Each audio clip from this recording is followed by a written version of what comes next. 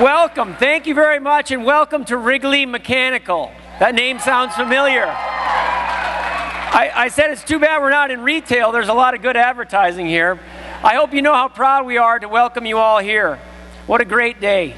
This is a great day, and I have to say a special day for our family. And I just want to say thanks to my dad, Howard Wrigley, and my mom, Gloria, up here, yeah?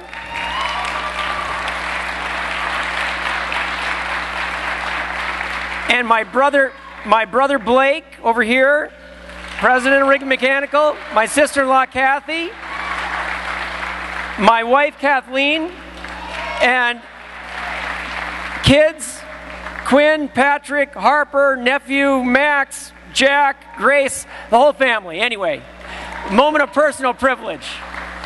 We consider this sacred ground here at Wrigley Mechanical. We really do.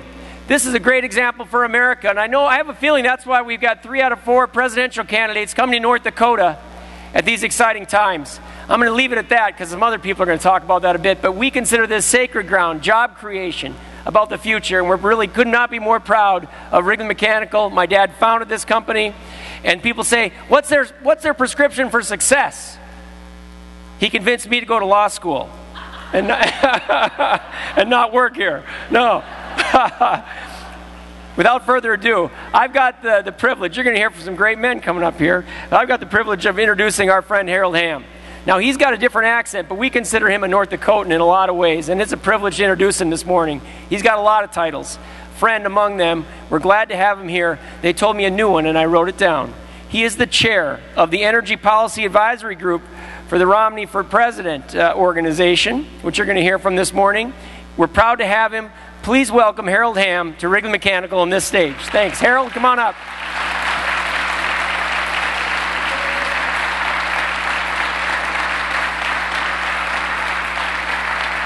All right.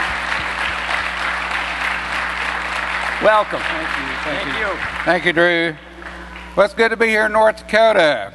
You know, it seems like home to me. We've been working up here about 25 years. And I'm doing something here today that I've never done before. I've skipped this part, and that's getting involved in politics. Why now? Well, I'm simply worried about the future of our country. You know, this is a great country where the son of a sharecropper from humble beginning can see his dreams of finding great oil fields come true. I want to do my part to make sure all Americans, no matter how humble their beginnings, have that same opportunity in the future. That opportunity requires that we have a strong private sector, not stifled by high taxes and unnecessary government interference.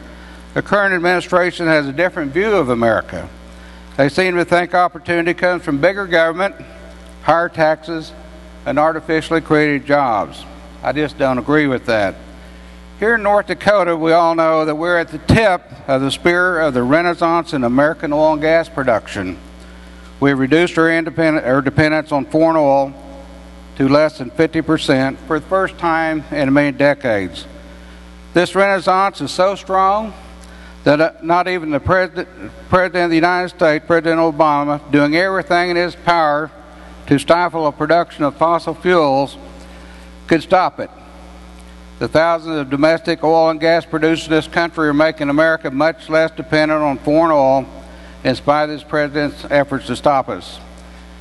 It is also painfully clear that this president does not understand that when we don't have enough pipeline infrastructure in this country, we have to haul our oil by rail or truck, and it ultimately costs Americans more to pump. Or maybe he does. He says he wants to make energy more expensive, and he's certainly getting that done. We see that happening. With the leadership of Mitt Romney in the White House, we can declare our energy independence, and we can get it done. That's why today I'm endorsing and offering whatever support I can to Governor Mitt Romney. Mitt knows how to build a business. He understands that the private sector builds our economy. He knows energy is an important building block for our economy and should be encouraged, not punished.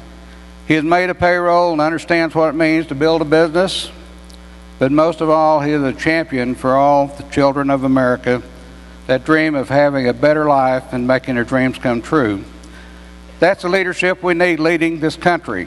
It is my real honor to endorse Governor Mitt Romney, the man that will lead this country back to the prosperity we all want for America. Now I'd like to introduce not only one of the finest governors in the country, but a good friend, Governor Jack Dalrymple, as an extraordinary leader.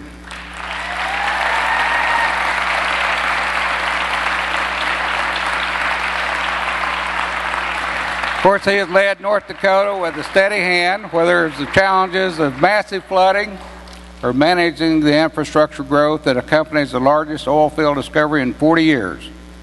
Jack Dalrymple is the right man at the right time, and it's an honor for me to introduce the governor of the great and booming state of North Dakota, Jack Dalrymple.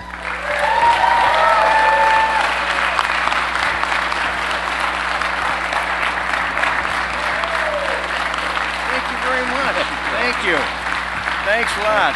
Hey, thank you very much, Harold, for the kind introduction. And I tell you what, is this a nice place to have a rally or what? This is a great spot.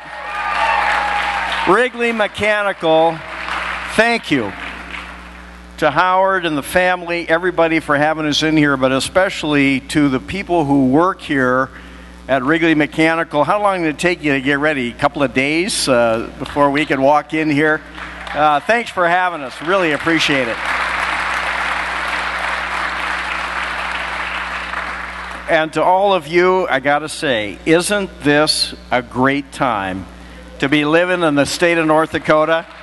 We are so proud of what's going on here. You know, we get these calls every day from the national media in New York and Washington, and they all say, like, Governor, what are you guys doing out there in North Dakota anyhow, that you're number one in all this stuff? You've got budget reserves, you lowering taxes. Like, don't you understand there's a national recession going on out here?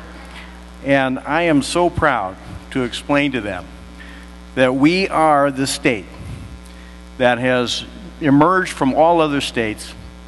The way we have managed our state the last 10 years really is different from the rest of the nation.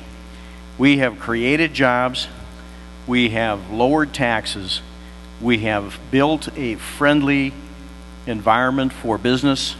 Businesses like Wrigley Mechanical, family businesses that can be productive, that can make things, that can keep on working like no matter what's going on. This is what it's all about. And I am so proud to be able to invite candidates for President of the United States and have them come out here and say to them, if you want to help our country, just look at the blueprint of North Dakota, please. Yeah, we have. Our blueprint is working. It has brought us to #1 in the nation in low unemployment, fastest rising personal incomes in the United States, and we have lowered taxes each of the last 3 sessions. When I invited all 4 of our presidential candidates to North Dakota, I never imagined that we'd already have 3 have arrived. And to each one of them I say the same thing. Look to our state. This really is the answer. Creating jobs, putting people to work, cut down on the regulation, and let it happen. And that's why I am so proud to be part of this legacy in the state. I think it began with Governor Schaefer and Nancy are here. Thank you for being here, Ed and Nancy.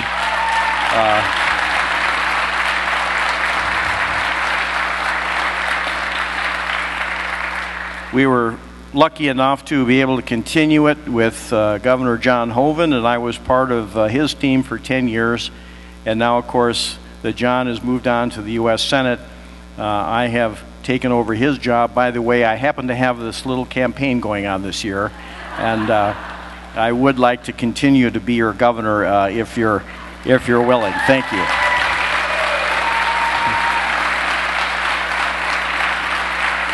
And now, without further ado, it is my privilege to welcome to the great state of North Dakota a man who I believe is the guy that knows and understands how it's done, Governor Mitt Romney.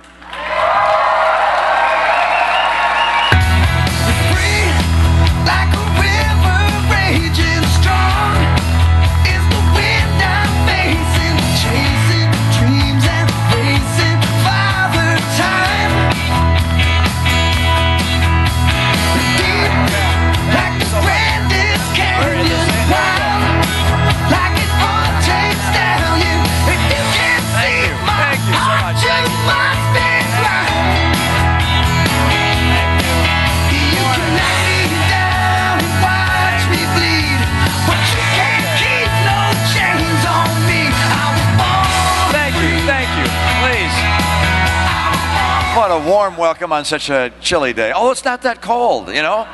It's not that bad. I thought it was going to be 20 below, and we got off the plane last night. It's like, well, there's not that much snow on the ground. It's not that cold. Why, we could be in Florida, right? This is really lovely. What a beautiful place this is. It's nice to be back. Last time I was in North Dakota was in the summertime, and we were at a farm. We had all sorts of farm equipment out to see. Were you there? You're nodding your head. Yeah, I was a fundraiser for the North Dakota Republican Party. Very impressive. Was it the Sullivan Farm? Senator Mark Anders' farm. Very impressive place, and I'm glad you can remember. You remember what I said? I don't remember what I said, but I appreciate the chance to be with you this morning, and I'm going to turn to you and let you ask some questions after I've offered a few words. First, thanks to the governor and lieutenant governor, and let's see, where's Howard? Howard Wrigley, who's the guy behind this whole operation. Howard, where are you? All the way back there. Howard is the guy that began this business. Thank you, Howard. Thank you. And special thanks also. You heard Harold Hamm announced that he's supporting my effort and leading my team with regards to energy policy. He's a big deal. I hope you understand. He's a big deal, not just here, but all over the country. This guy understands energy as many do not. He is a guy who at age 18 was working in the oil field and began doing some work up in this part of the country. And after some work here, people concluded that there may be as much as 250 million barrels of oil in North Dakota. Now he estimates it at 20 billion or more barrels of oil. This would be the largest find in the entire country. This is an extraordinary accomplishment by an extraordinary man, a pioneer, an entrepreneur. It is in part what makes America what we are. This is not a nation which has a government that tells everybody what to do and how to do it and tells you can't go here, you can't go there, you can't drill here, you can't drill there. Instead, this is a nation where free people pursue their dreams and take risk. My guess is there was some risk involved, Harold. And as a result of a number of people doing that, many of whom fail, a few succeed. And by virtue of their success, we're all better off. Harold's success does not make us poorer. It makes us better off. And North Dakota is the beneficiary of a man of vision and capacity. And I appreciate his endorsement and support today. Thank you, Harold. Thank you.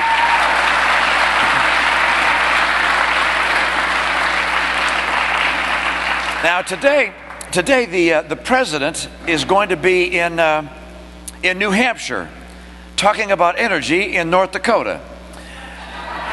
He's about as far away from North Dakota as he can get and still be in the United States. His idea, of course, is to be far enough away from the people who know what's really going on right here to maybe try and blow one past folks. But that's not going to work because, of course, we're all connected in the modern world. And he's going to talk about how he's responsible for the increasing production of oil in this country, oil and gas in this country. Harold, is he responsible for the increase? No, I didn't think so. As a matter of fact, he's responsible for it not being as much of an increase as it could have been. He doesn't get the credit for the increase. He instead has tried to slow the growth of oil and gas production in this country and coal production in this country. So far from taking credit, he should be hanging his head and taking a little bit of the blame for what's going on today.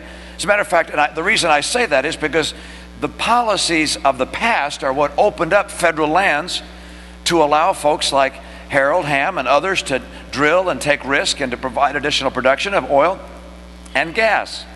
Those policies were the policies of President Bush and his predecessors. How has this president been doing with regards to opening federal lands?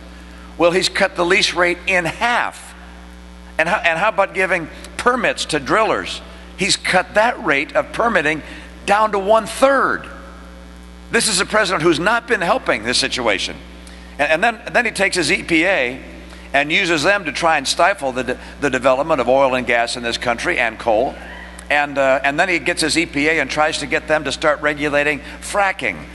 Now, you've heard of that. Not everybody in the nation has, because it's relevant to the economy here in a big way. Fracking is the use of fluids to push oil and gas out of the ground.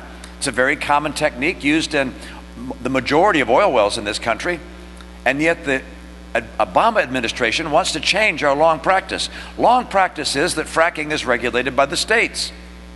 It continues to be regulated by the states, but he wants the EPA to get into it. As a matter of fact, he's got 10 different federal agencies trying to push their way into fracking so that they can slow down the development of oil and gas in this country. And then one more, I think kind of a no-brainer decision. When someone says, do you want to bring in a pipeline that's going to create tens of thousands of jobs to bring oil in from Canada, how in the world could you say no? But he did. This is a president who does not understand energy. He is the problem. He is not the solution. It's time to get him out of office and get someone in who will get us energy secure.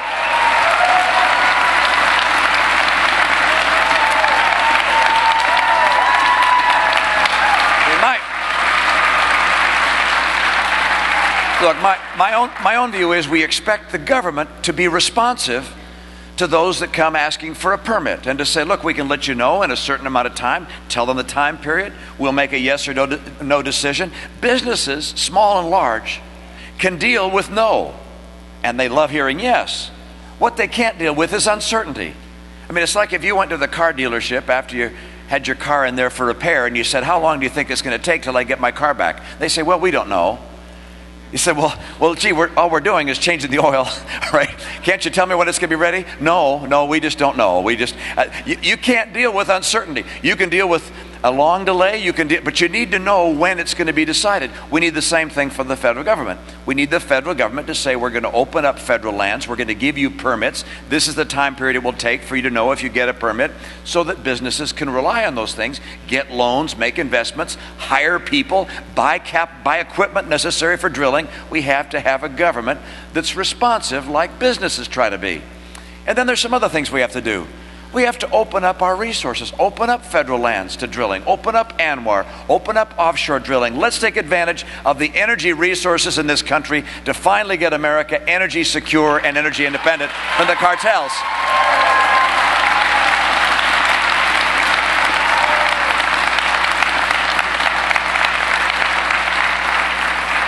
And of course, let's get that Keystone Pipeline constructed and bring that oil in as well.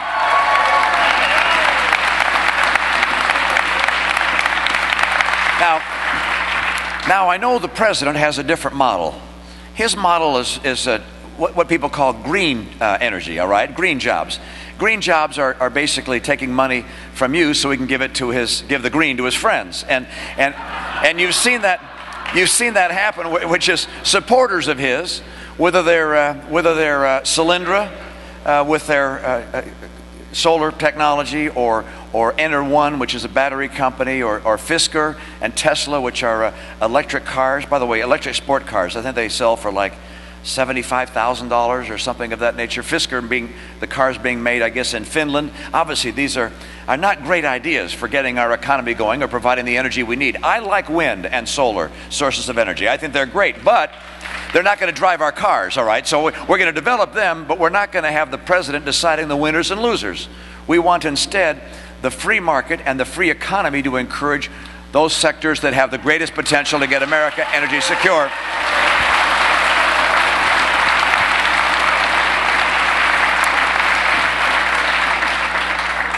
And so this is a race of differences. This campaign is a race of deciding who will take America in the direction you think is right for a strong and prosperous future. I mean, I grew up at a time when virtually everyone in America believed that the future was brighter than the past, that our kids would live in homes more prosperous and more secure even than we had known. And today we're finding people who question that. A lot of promises have been broken. The president, when he ran for office, said that he would cut the deficit in half. He doubled it. He said that he would get the economy going again. I know it's going well right here, but nationwide, he said he was going to borrow $787 billion, and with that, he would keep the unemployment rate nationally below 8%. It has not been below 8% since 36 straight months. This is a president who said that he would tackle the solvency issues of Medicare and Social Security. 3 years later, not one serious idea to do that. He said he'd lower taxes for middle-income Americans. That hasn't happened either. So he's out of ideas. I think he's out of excuses. And in 2012, we're going to make sure he's out of office.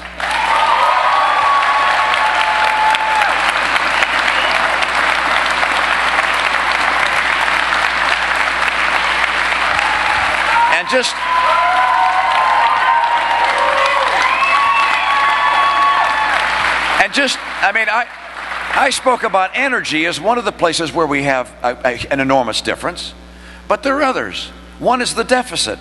This is a president comfortable with trillion-dollar deficits, who is willing to keep borrowing at the tune every year of an extra $1 trillion. I think it's bad economics. I also think it's immoral for my generation to pass on to our kids burdens they're going to have to pay throughout their life. I will stop it and get us to a balanced budget.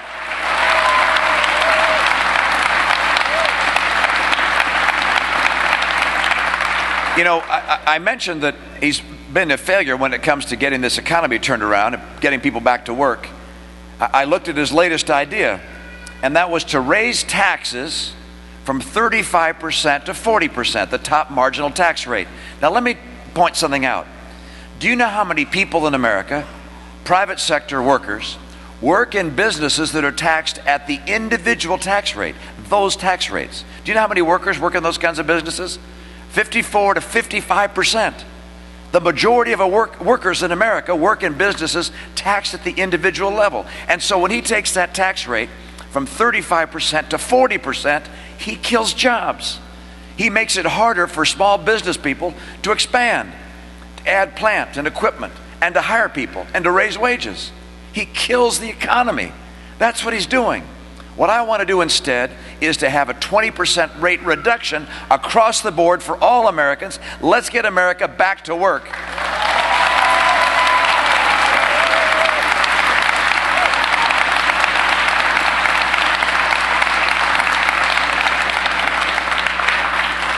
One other difference.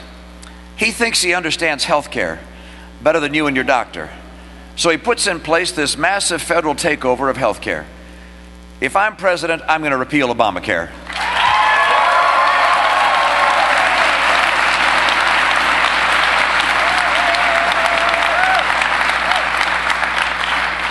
Let me mention one more difference, and the list could go on and on and on, and that relates to our military. I don't think the world is safer today. I think if you look around the world and see the change going on in North Korea, change in leadership there, that's a fragile setting. You have China saying that the South China Sea is theirs, and our military should ask their permission to go through the South China Sea. By the way, about half of the world's trade goes through the South China Sea. You have across the world Pakistan with over 100 nuclear weapons, and they're a very fragile nation. Obviously, northern Mexico is going through tumult. The Arab Spring has become an Arab winter. There are challenges and threats throughout the world. In a setting like this president has decided that instead of having the capacity, if needed, to be in two conflicts at once, we're going to cut that down to one conflict. We're going to reduce the size of our Navy. We're going to reduce the size of our Air Force. We're going to reduce the number of personnel in our active duty roster in our military. Do you know how the state of our Navy is, by the way? It's smaller than any time since 1917. Can you imagine that? And our Air Force is older and smaller than any time since it was founded in 1947. Our troops in Afghanistan and Iraq were stretched to the breaking point, as you know. And yet he wants to cut the troops, cut the purchases of aircraft, and cut the purchases of ships. My view is just the opposite. I want to add 100,000 troops to our active duty personnel. I want to increase our rate of buying ships, increase our rate of buying aircraft. Why? Not because I want to go to war, but I want to have a military that is so superior no one would ever think of challenging us.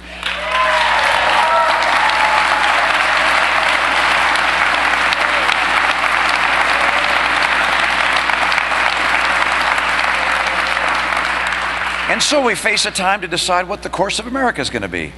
The very soul of America is being tested and questioned in this election, in this campaign. You got a lot of folks to look at on our side, only one to look at the other side. We know where he would take us. Where I would take us is to strengthen America's economy, because I know how that economy works. I spent my life in the real economy, 25 years in business, small business and big business.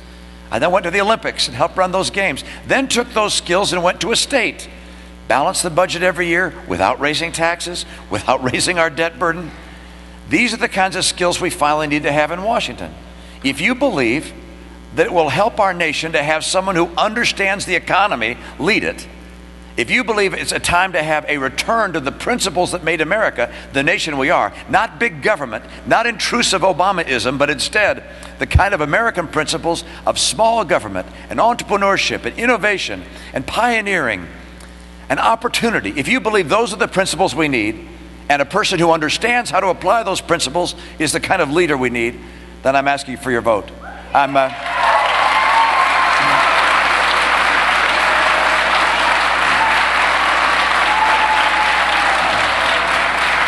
So I'm here in North Dakota today because I want North Dakota's vote. You've got delegates. If you give me your delegates, the likelihood is that I'm going to become the nominee. And if I become the nominee, I'm going to beat Barack Obama and take America back. Thanks, you guys.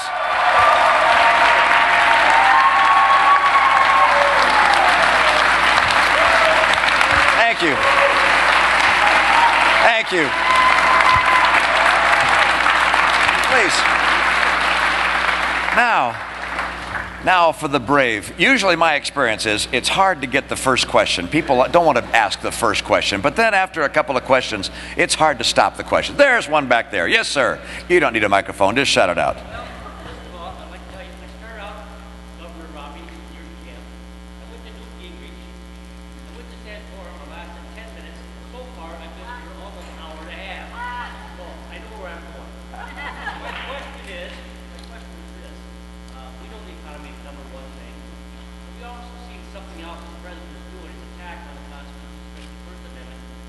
We know where it's going next, the Second Amendment. So what can you assure to North Dakota that you will protect our rights under the Second Amendment and the right to bear arms? Yeah, thank you. I like all the amendments, and I like the Second Amendment. I like the Constitution. It's my blueprint. And I will protect the right to bear arms in this country for any lawful purpose, self-protection, hunting, whatever purpose people have. I have a couple of guns myself, and shotguns, that is. And I know that people have their own choices in this regard. I know there will be an attack on the Second Amendment, just as there was recently an attack on the First Amendment. And you point that out. Obamacare is interpreted by this administration to say to, for instance, the Catholic Church that they have to provide to the employees of, let's say, universities that are in the Catholic Church, they have to provide to them sterilization treatment for free and contraceptives and morning after pills. And that violates the conscience of the church, the conscience of the individuals.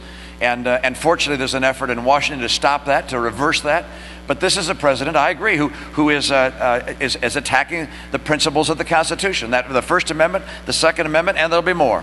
And my view is that we must, and by the way, the 10th Amendment is the one most constantly under attack. I look here for the governor. The 10th Amendment is typically the governor's favorite.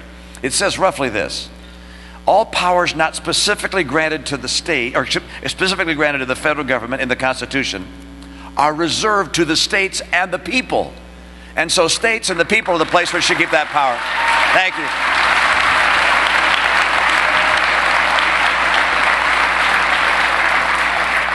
Have I still got you? Good, that's good to have. Yes, sir. Hi.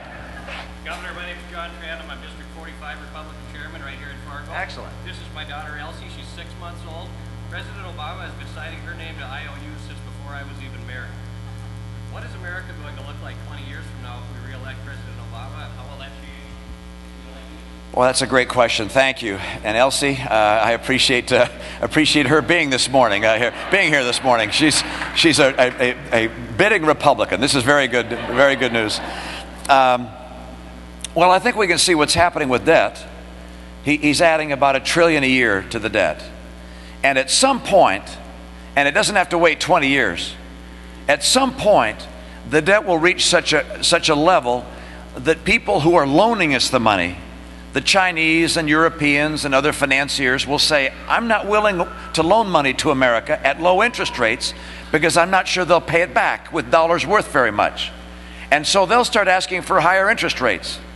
And when that starts happening, everything in America will start getting more expensive that's purchased with debt. And that's, businesses have a lot of debt, and individuals too. And you'll see this economy slam to a halt. You'll see what happened in Greece happen here, or in Italy. That's if President Obama gets reelected. What else will you see if he gets reelected? You'll see Iran with a nuclear weapon if he gets reelected. You'll see a government which is more and more intrusive in the rights of citizens, whether it's the Second Amendment, the First Amendment, or other amendments. You'll see a government that plays a heavier and heavier hand in America. You'll see a nation more like Europe. I don't want to become like Europe. Europe isn't working in Europe. I want to stay America. And so in my view,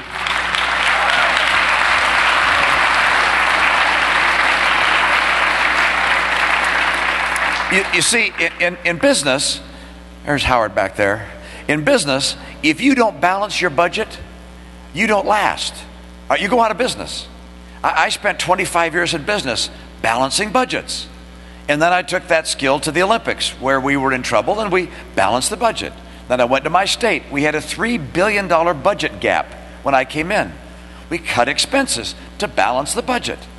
I will do that in Washington. I will keep us from hitting the wall that Greece has hit and Italy has hit. I'll make sure that your LC doesn't get higher and higher taxes and burdens paid for because we overspent. I will cut back the size of the government. Now you might wonder, how do you do that? Let me tell you 3 quick things you do. 1, you get rid of programs. The test for me is this for every program in Washington. Is this program so essential it's worth borrowing money from China to pay for it?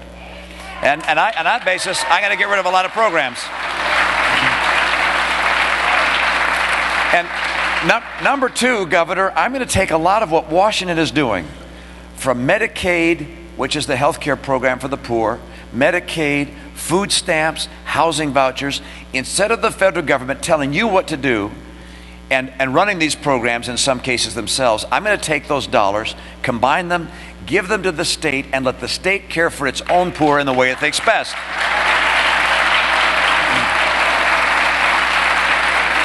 And finally, I'm just going to cut the size of the federal workforce, and for those that remain, I'm going to link their compensation, their wages and their benefits, with the compensation that exists in the private sector. I don't think government workers should get paid more than the taxpayers paying for them.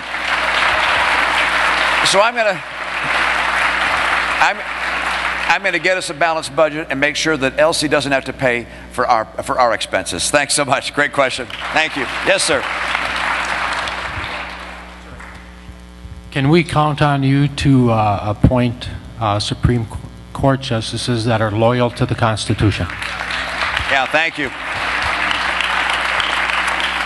Yeah, the lasting legacy, one of the lasting legacies of a president, perhaps the most enduring, is the selection of Supreme Court justices. And the Supreme Court justices that I admire the most would include Justice Roberts and Alito, Thomas and Scalia, individuals who believe that their job is to read the Constitution and read the laws as passed by Congress and to enforce them, to make sure that what we're doing in the country follows the Constitution. There are other jurists who believe their job is to look at the Constitution, say, okay, fine, put it aside, and then follow what they might think is right or wrong for America. Look, if they disagree with the Constitution or they want to add something to it, go talk to your legislator. Go talk to Congress and the president and try and get it passed as a piece of legislation. Don't spring from the Constitution to do what, as an unelected person, you think you might want to see America do. My view is we have to, therefore, select into our Supreme Court and our other courts people who strict constitutionalists, people who will follow the Constitution and the laws of the land. That's the kind of person I will appoint to the Supreme Court. Thank you. Appreciate the question. Thank you. Right here. Yes, sir. It'll turn on. Watch. It's magic. In just a second, somebody will turn the switch. Go ahead. Excellent. Excellent. Applaud. Yeah.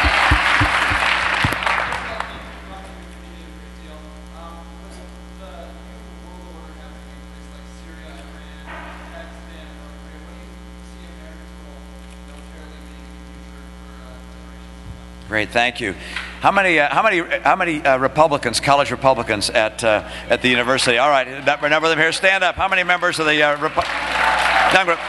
college Republicans? Great, thank you. That's one more thing I like about North Dakota. You know that? There are college Republicans here. Thank you, and appreciate your leadership. This is a critical time for us as a nation. We are understandably focused on what's happening in our own economy because people are suffering in this country. 24 million Americans out of work or stopped looking for work or can only get part-time work. Home values down in many parts of the country. People are really suffering. People have been out of work for a long time in some cases. And if you've ever been out of work for a long time, you know the kind of toll that has on your own psyche, your own sense of worth, your marriage, your family. I mean, this is really a tough time, and yet what's happening internationally is also critically important to our nation. And there are a couple of postures that you can take. One is the one which was put in place by Harry Truman following the Second World War. He announced a new American foreign policy. He said that we were going to stand up for our values around the world, that we recognized that when people chose freedom and free enterprise and human rights, that they were less likely to go to war. So we would stand up for our values. Number two, we would be involved in the world. We would try and shape events to try and encourage positive developments in the world. And number three, we would be strong. He said we would have a strong military, and we would also link arms with our allies around the world. Now, I watched this president. He has an entirely different approach, and it's not working. He said we were going to engage Iran. Remember that? How's that worked out? All right. They have armed the Taliban to be killing, that kill our troops in Afghanistan. They armed the forces against us in Iraq. They're moving headlong to nuclear weaponry. He was going to meet with them. Remember that? In his first year in office, he was going to sit down and meet with Ahmadinejad. Even Ahmadinejad didn't want to meet with him. And so he has shown a hand of weakness, and they have responded with adventurism, which is typically what happens on the part of tyrants and autocrats. If they see an opportunity, they take it. And he will, with regards to Syria, what did he say about Syria? His administration say about Syria's Assad. He said he was a reformer. Assad, a reformer? Really? As he's murdering his own people? When voices took to the street in Tehran saying that Ahmadinejad had stolen the election, and they looked to see if America would stand for our values and stand with them, what did we do? He had nothing to say. He said he didn't want to interfere.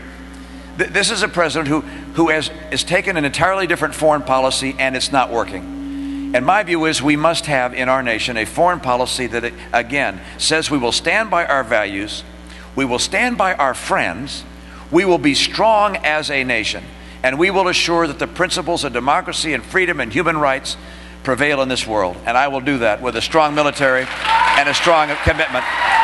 Now I'm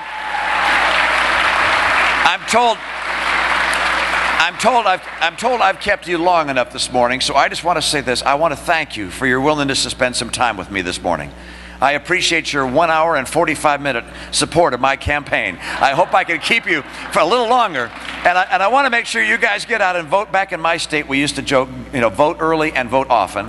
And the only way I know you can legally vote often is to get a friend to go with you, or to find someone who hasn't voted and encourage them to vote. I need you to become part of the process, to get out there and give me your support. I would love it if I do become the president I will do everything in my power to keep this great nation strong and the hope of the earth. Thanks, you guys. Great to be with you. Thank you.